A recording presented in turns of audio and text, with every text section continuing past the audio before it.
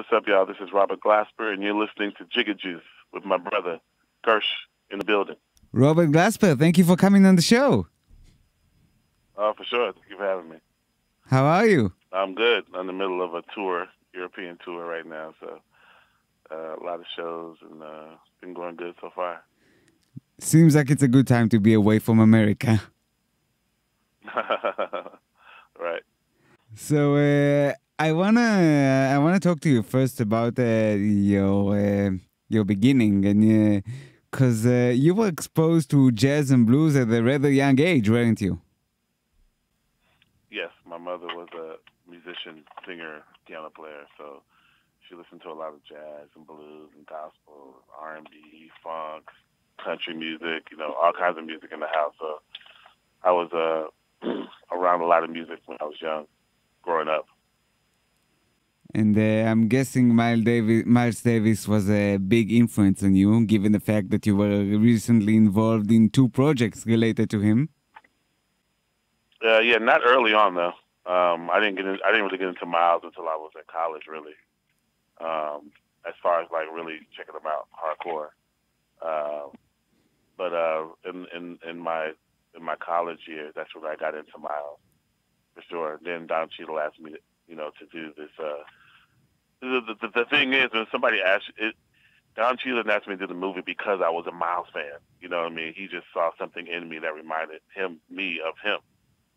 So he's like, "Oh, I want you to do something because the forward thinking musically that I do with my band and crossing the genres, and that's what Miles was doing. You know what I mean? So it was more so he saw that I was continuing the legacy versus being a big fan. You know what I mean?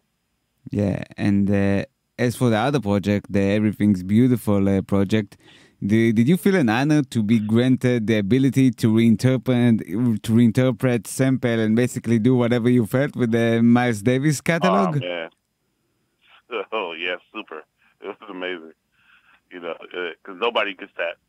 Nobody's gotten that before. You know what I mean? So this is the first time they let somebody in the vault, and they let me pick anything I wanted to take, and then they let me, rearrange things and make new songs and stuff like that. So it was definitely a big honor.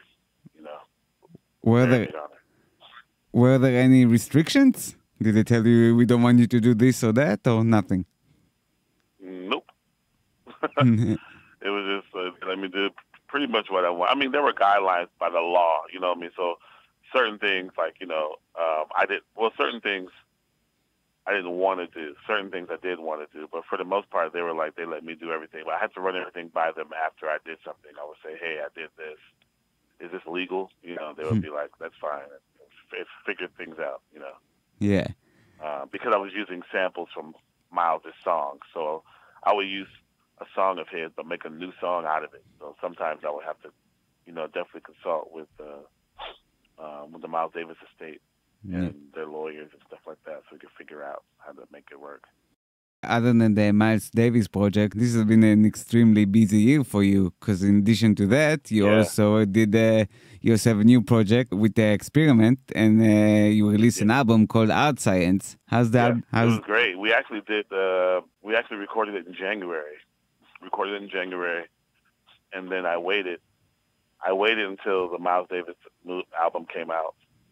I waited till all that, both of those projects came out first, and the smoke cleared, and then I put out the Art Science, just so everything wouldn't come out at the same time. But it's been a really busy year, because, I did those 3 projects, and, then I guested on a whole lot of other people's stuff, and, there's a lot more to come, for sure.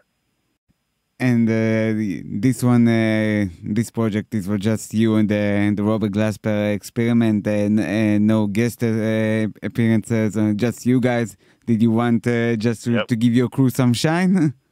Yeah, we just wanted us to do this project. I mean, because, of all the bands, we're one of the best bands around, and any other band points at us and says they're a great band, but we don't have an album. That's just us as a band, so it's just important that we always have the Black Radio albums, and then after the Black Radio albums, I just did the Everything's Beautiful with all those guests and everything. So I felt it was time for us to do a record that was just us, and it was produced by all of us. We all wrote, we all produced.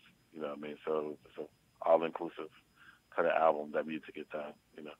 So because this is a hip-hop show, I'd like to focus on the hip-hop section of your catalog, and you mentioned the Black Radio albums. What made you want to do these albums and cross over to hip-hop? Because I was already playing hip-hop 10 years before I put that album out. Because I was living in New York. I got to New York in 97 for college. I started playing with the Roots in 1999, 2000. I was playing with Bilal for most of it. I was playing Bilal for, since 1999 to, 2007. And it was in the middle of that whole neo-soul movement, So I was doing that.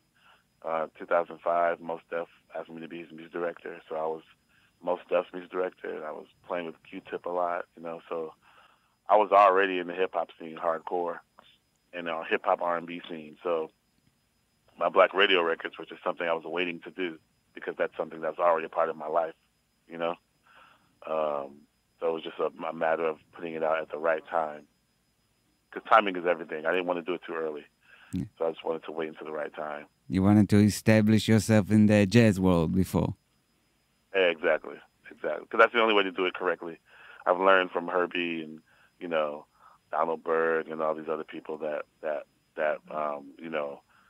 crossed over. But it's better to get the respect from the actual musicians and the jazz genre first, that you have, you can actually play the instrument and play the music. And then you go on and do other stuff. It just works better that way. Yeah. Were you influenced by Guru and his Jazzmatazz project? Not really. No. Because I was doing that before I even heard the Jazzmatazz stuff. I was doing that stuff with my trio. I got a chance to go to Dilla's crib and hang out with Dilla in 1999. And I was jamming with him. He was on his MPC. He would come to my trio shows when I go to Detroit, and I was always doing stuff with my trio with Q-Tip or with Common or with Mos Def, sitting in early on, And so that the Guru stuff wasn't a big influence, but I dug it, But it wasn't, because that stuff it's kind of the same cut. It's like, it's a hip hop beat, but they're scratching and throwing in jazz samples, and that's been done before that too.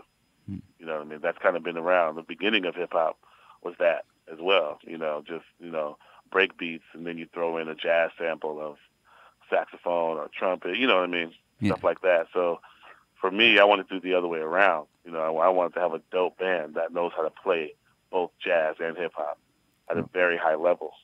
And that's the kind of band you don't see around very much, Yeah, it actually is a flip side, because if we're talking about Guru, then he was a rapper doing a jazz project, and you're a jazz musician doing a hip-hop project.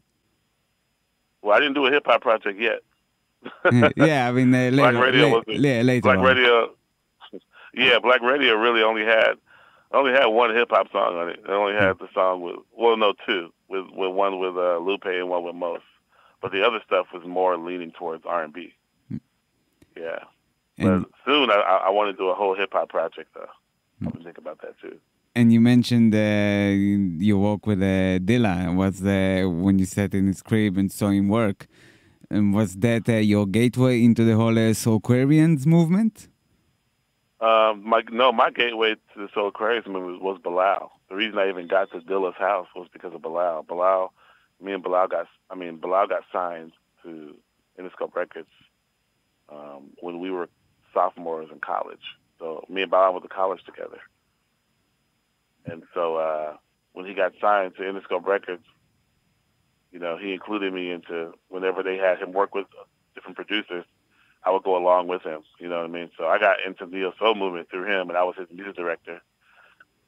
So we were doing a lot of opening up for Erykah and opening up for Common and, going through all these festivals. And I got a chance to know him because he's from Philadelphia, where it started, too, Yeah. And so he would take me down to the Black Lily, where those jam sessions started.